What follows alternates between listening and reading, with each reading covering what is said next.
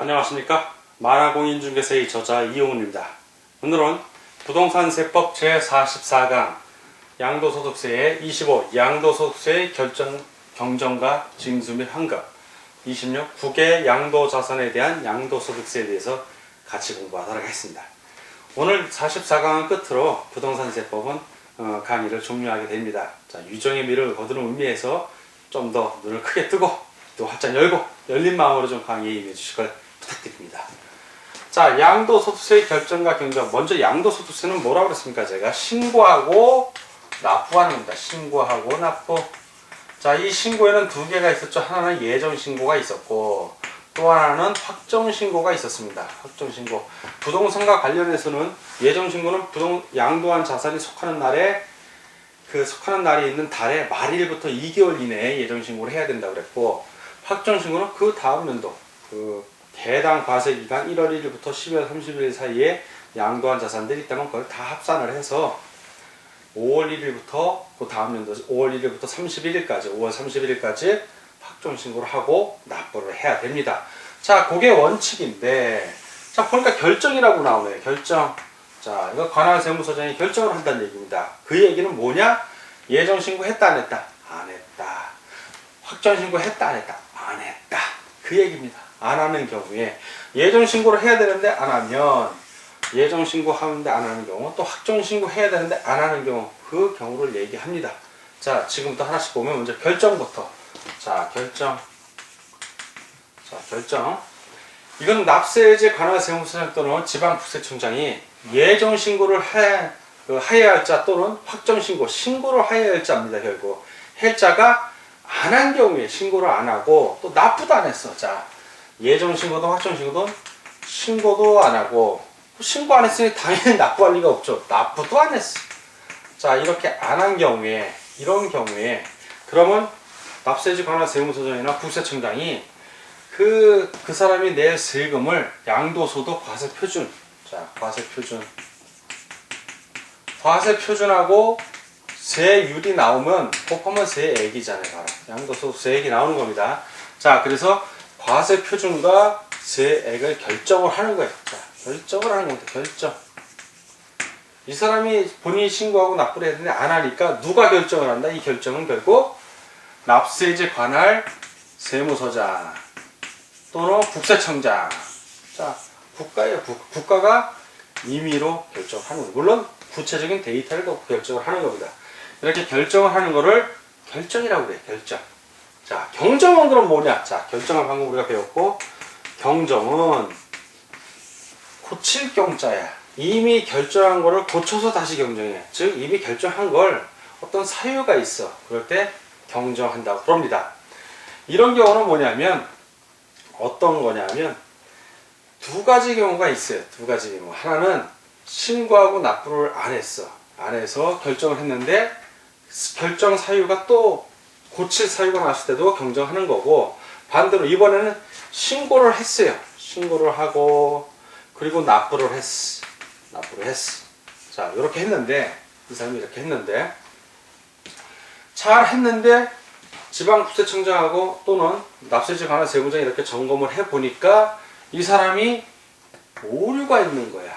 뭘 빼먹었다는 얘기지. 탈루. 일부러. 탈루는 고의적으로 뺀 거고, 오류는 깜빡하고 빼먹은 거예요. 어쨌든 어떤 이런 오류가 있을 때, 오류가 있으면 이미 결정은 됐잖아요. 결정은. 왜? 신고 납부하면서 결정하고 낸 거야. 이 결정은, 요 결정은 이제 세무서장이 내는 거지만, 요 결정은 어쨌든 신고한 사람이 결정하고 냈는데 고쳐야 돼. 즉, 신고 납부한 사유에 있어서 탈루 또는 오류 뭐 이런 게 발생이 됐을 때요.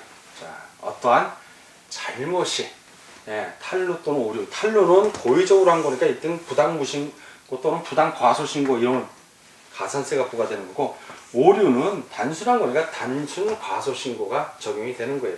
탈루일 때는 40% 또는 20%의 가산세, 오류일 때는 10%의 가산세.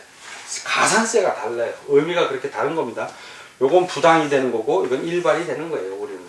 자, 이렇게 됐을 때, 그러면 고쳐야 될 거, 이미 결정된 걸 고쳐야 되잖아요. 자, 이런 거를 다시 고친다 해서, 다시 고침. 이걸 한자로 경정이라고 부르는데, 이거를 경정이라고 합니다. 자, 이 경정 누가 한다? 관할세무서장 또는 국세청장이 또 하는 거예요. 자, 이 사람이 또 이렇게 하는 겁니다. 경정. 자, 재경정은 뭐냐면, 재경정. 결정을 했어요. 결정을 했거나 경정을 했는데 또 고칠 사유가 나온 거야. 그럼 또 재경정에서 또 납부라고 하는 겁니다. 자, 이렇게 결정 또는 경정 또는 재경정을 하면 세금을 더 내라는 거 아니에요. 이건 세금을 처음부터 제대로 내라는 얘기고 가산세 포함해서 요건 중간에 가산세를 더 부과하는 겁니다. 미납한 세액 갖고. 요것도 마찬가지. 재경정도 미납세액이나 미달세 또는 가산세를 내라고 하는 거니까 이런 결정이나 경정, 재경정을 하면 그 납부 의무자에게 말로 알려줘야 돼요? 서면으로 통지해야 돼? 서면으로 통지해야 됩니다. 반드시 서면으로. 왜냐하면 고지서 발부하면 하는 얘기예요. 서면으로 고지서를 발부해라. 그래서 이제 보고 세금을 내든가 이의 신청을 하든가 이렇게 처치를 할 거 아니에요. 그 사람도. 말로 하는 건 의미가 없고 서면으로, 구체적으로 서면으로 자 하라는 겁니다. 이렇게 되고, 자 이렇게 재경정 같은 거 할 때 또는 결정이나 경정을 할 때 실지 거래가를 모르는 수가 있어요. 신고를 안 했으니까 모르는 수가 있잖아. 그러면 이 관할세무서장이나 국세청장은 어떻게 취득가액이나 취득가액 또는 양도가액 알 수가 없을 경우에는 어떻게 하냐? 바로 실지 취득가액을 우리가 추산하는 걸 저번 시간에 배웠어요.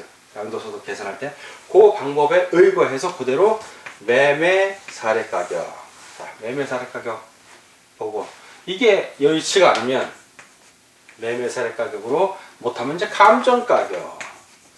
그 다음에 감정가격도 여의치가 않아. 그럼 환산가격.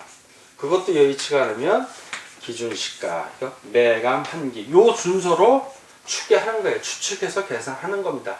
그래서 과세표준과 세율이 결정해서 세액을 부과해라. 이 얘기입니다. 이 과정을 겪어서. 자, 그럼 양도세 때 어떻게 징수하냐? 원칙은 신고하고 납부하면 되는 겁니다. 신고하고 납부하면 돼. 이 원칙대로 이 사람이 잘했어. 뭐 탈루도 없고 오류도 없어. 그러면 그걸로 끝이에요. 그걸로 끝. 그런데 신고도 안 했어. 납부도 안 했어. 그래서 결정을 했어.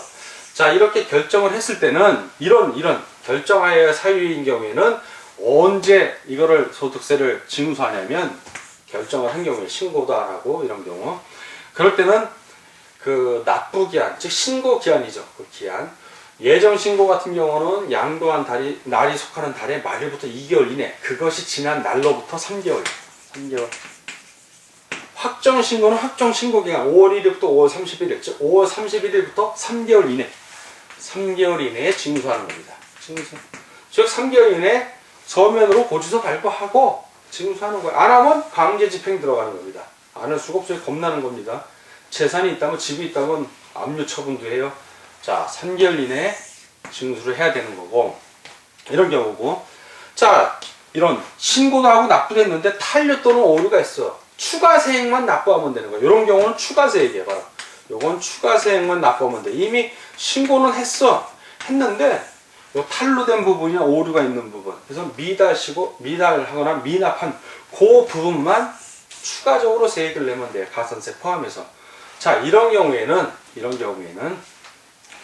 거주자에게 일단 서면으로 알려요. 추가세액을 내라고. 서면으로 알리고, 서면으로 알린 날로부터 며칠, 일단 먼저, 이건 고지서가 날라가는 게 아니라 당신이 이러이러해서 오류가 있으면 세금을 더 내야 됩니다 라고 보내고, 그 사람이 그걸 받은 날로부터 며칠 이내 서면 통지하는 30일 이내에 징수하는 거예요. 30일 이내에 징수. 그러니까 서면으로 알리고 바로 또 고지서를 보내라는 얘기예요. 이 경우는 30일. 자, 결정을 했을 때는 3개월 이내에 징수를 하고, 신고도 안 하고 납부도 안 했어요. 이거는 예정 신고든 확정 신고든 다 똑같이 적용이 됩니다. 그러나 신고하고 납부를 했어. 그런데 좀 부족한 부분이 있어서 세무서장이 경정한 경우에는 그 추가세액만 납부하면 되잖아요. 이 사람이 뭐 악의적으로 한 건 아니니까. 그런 경우에는 서면으로 알리고 30일 이내, 그 사람이 통지를 받은 날로부터 30일 이내에 징수를 하면 됩니다. 자, 요게 양도세 결정과 경정, 그리고 징수 및 환급에 있어서 제일 중요한 내용들이고, 그 다음에 국외자산 양도를 하는 경우를 보자고요. 자, 외국에 자산이 있는데 그걸 양도해서 내가 소득이 생긴 거예요. 국외자산은 외국에 있는 겁니다. 자, 국외자산. 그런데 국외자산만큼은, 국외 양도자산만큼은 아무나 내는 게 아니라, 이거는 우리나라에 들어온 지 한 일주일 있다 갔어. 그 일주일 사이에 팔아갖고 돈 내라 그러면 이상하잖아요. 그래서 이거는 국내에 거주자인데, 거주자 중에서 5년 이상, 자, 5년, 요게 중요해요. 5년 이상 주소를 두거나 또는 거소를 둔 거주자에 한합니다. 비거주자는 의미가 없어요. 비거주자, 외국에 생활하다 들어오는 사람들, 출국할 사람들이니까 의미가 없고, 거주자만 해당이 돼요. 거주자. 5년 이상 주소를 두거나 거소를 둔 거주자에만 해당이 돼요. 내국인이라는 얘기죠. 또 개인으로 보는 법이 다 해당이 됩니다. 이런 경우에 해당이 되는데, 과연 그럼 과세 대상은 뭐냐? 국내에 있는 거랑 거의 흡사해요. 보면은, 자, 국내 자산에 있는 거 한번 떠올려 보잖아요. 과세 대상. 국외니까 외국에 있는 거 팔았는데, 뭘 팔았냐, 이거. 그게 과세 대상인 거예요. 뭘 팔았는지 보자고요. 첫 번째는 부동산. 부동산 팔아서 발생한 양도소득. 부동산, 토지하고 건축물을 얘기하는 거예요. 두 번째는 부동산에 관한 권리 있죠. 부라고 그랬잖아요. 제가 부동산의 권리. 자, 부동산의 권리에서 뭐가 있었냐면 똑같아요. 우리 교재에도 나와 있는데, 그럼 법이 그래서 위치가 좀 기억하고 니은이 바뀌어 있어요. 보면은 부동산을 취득할 수 있는 권리, 아토개주공 있죠. 그런 것들. 부동산을 취득할 수 있는 권리. 그리고 두 번째 지상권, 전세권, 등기된 임차권. 자, 이런 권리들 두 번째 거고. 자, 세 번째는 주식. 네 번째는 기타 자산. 똑같습니다. 기타 자산. 이렇게 과세 대상으로 해요. 이런 걸 양도하고 소득이 있으면 그걸 과세 대상으로 한다는 거예요. 양도소득 과세 대상으로 합니다. 자, 그리고 국외 양도 대상은 이렇게 되고, 자, 양도소득세를 이제 계산을 해보면 국내 거하고 똑같아요. 국내 거랑 똑같은데, 처음에는 실질 거래가액이 있을 거예요. 실질 양도가액. 자, 실질 양도가액. 이걸 기준으로 합니다. 국외자산도. 거기서 필요 경비를 빼죠. 실질 취득가액을 포함합니다. 필요 경비를 빼주면 이 양도 차익이 나오는 거예요. 자, 양도 차익. 이걸 기준으로 하는 겁니다. 양도 차익을 기준으로. 자, 양도 차익을 기준으로 하는데, 국외 자산에선 중요한 게 양도 차익에 대해 장기 보유 특별 공제를 안 해. 이걸 안 합니다. 안 하니까 양도 차익에서 장기 보유 특별 공제를 빼주면 양도소득 금액인데, 바로 이 양도 차익이 양도소득 금액이 되는 거예요. 바로 양도소득 금액. 즉, 장기 보유 특별 공제 안 한다는 거, 이 첫 번째 중요 사항이에요. 첫 번째. 그리고 양도 차익이 바로 양도소득 금액이에요. 자, 양도소득 금액에서는 뭐 해준다? 빼기 양도소득 기본공제를 해줘요. 자, 이 기본공제는 똑같아. 국내별로. 요 1하고 2하고 4 해당되는 거, 해당 가세기간 1월부터 12월 31일까지의 요 양도 차익 다 합산한 거 중에서 250만원 빼주고, 마이너스 250. 국내 거하고 똑같습니다. 해주고, 자, 그리고 요거 다 합해서 주식 같은 경우 요 주식만 따로 하면 요것도 마이너스 250 이렇게 기본공제 해줍니다. 자, 이렇게 해주면 이렇게 해서 나온 게 뭐다? 이렇게 해서 나온 게 바로 양도소득 과세표준이에요. 이게 양도소득 과세표준. 자, 이 양도소득 과세표준 그러면 우리는 뭐가 떠올라? 무조건 세율이죠. 과세표준의 세율을 곱해주면 우리가 찾고자 하는 뭐가 나온다? 양도소득 세액이 나오는 거예요. 이게 세액. 납부의 세액이 이때 나옵니다. 이 세율 적용할 때 두 개가 적용되는 수가 있어요. 세율이 동시에 하나의 과세대에 있어요. 그럴 때는 높은 거 낮은 거. 세금은 걷는 사람 입장에서 많이 걷는 게 기본이야. 그러면 높은 두 개의 세율이 적용될 때는 그 중에 무조건 가장 높은 걸 적용합니다. 높은 거를. 자, 근데 이미 이 사람이 외국에서 양도소득세를 납부한 경우죠. 국외자산이니까 납부할 수가 있잖아요. 국외자산. 그럼 납부한 경우에는 이미 납부한 건 차감 빼줘야 될 거 아니야. 자, 이미 납부한 양도소득세를 어떻게 차감해 줄 것인가. 두 가지 방법이 있어요. 자, 두 가지 방법. 하나는 필요 경비에다가 그걸 산입해 주는 거야. 하나는 계산을 할 때. 이건 계산상의 기술적인 문제. 이미 납부해서 외국에도 양도소득세 부과하는 나라가 있을 거 아니에요. 그러면 이미 납부한 게 있으면 여기서 필요경비에다가 기납부 양도소득 해갖고 합산을 해주면 양도 차익이 줄어요. 그럼 그 준 거에 대해서 계산하면 되고, 만약 그게 아니면은 그냥 쭉 이 계산을 해서 마지막에 양도소득세액이 났다면 그 양도소득세액에서 기납부세 외국에 납부한 걸 차감해 주면 되는 거예요. 여기다 추가하는 방법이 하나 있고, 아니면 마지막에 과세표준의 세율 곱해서 양도소득세액이 나왔잖아요. 자, 양도소득세액이 나왔으면 요 양도소득에서 빼기, 이미 납부한 거예요.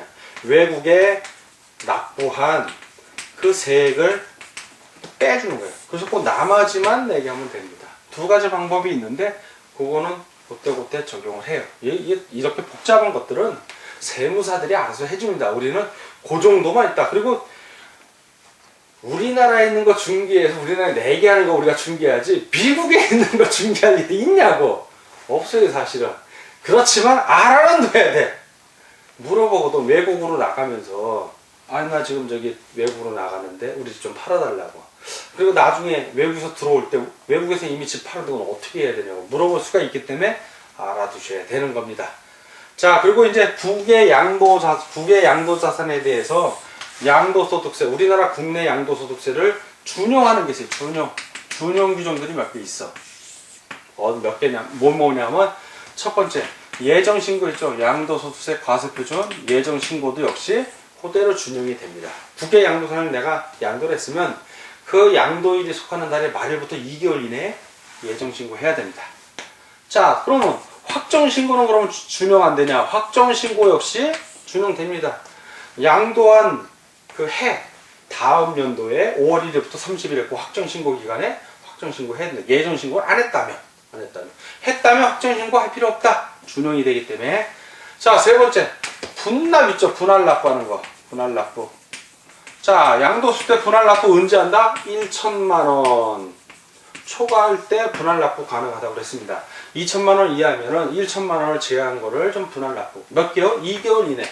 2개월 이내에 분할납부 가능하고, 이거는 예정신고할 때도 예정신고 기한부터 2개월 이내, 확정신고는 확정신고 기한으로부터 2개월 이내입니다. 다 준용이 되는 거니까 분할납부 준용이 되고, 2천만원을 초과할 때는 50% 이하의 금액을 분할납부할 수 있는 겁니다. 분할납부할 수 있는 거예요. 자, 오늘 여러분들이 장장 1강부터 44강 부동산세법을 저와 같이 공부했습니다. 이 동영상 강의는 어디까지나 여러분들 이해를 돕고 여러분들 공부하기 편하게 해주는 겁니다. 이 동영상 강의를 처음 공부하는 사람들은 최소한 3회 이상 반복해서 들으셔야 됩니다. 그리고 그 이후에도 우리 교재를 여러분들 최소한 많은 부분 3회 이상 보셔야 되고, 본인 스스로 봐야 돼요. 공부를 하는 거는 내 머릿속에 집어넣는 겁니다. 지금 이 말을 하고 있는 강사인 저도 믿지 마세요. 여러분 머리를 믿고, 여러분 자신을 믿고, 여러분의 교재를 믿고, 교재에 오류가 있다면 우리 질의응답 같은 데 글을 올려주세요. 이게 오류가 났다 그러면 제가 바로 답변 드리고 더 좋은 교재를 만들어서 또 후학들도 제대로 된 교재를 봐야 되니까요. 그리고 오류 같은 거 발견했을 때 절대 겁먹지 마십시오. 처음 공부할 때 한번 생각해 보시죠. 뭐가 뭔지 하나도 몰라. 오류를 보일 정도면 실력에 이미 합격생 수준입니다. 자신감을 갖고 계속 전진하시면 됩니다. 문제 풀면서 더 실력 쌓고, 그리고 때 되면 또 모의고사 풀면서 실전 감각 익히고, 그리고 실전에 임하시면 다 합격합니다. 그러니까 자신감을 갖고 저와 함께 같이 공부하는 겁니다. 자, 그동안 부동산세법 저와 같이 공부하는 거 수고하셨습니다. 화이팅! 감사합니다.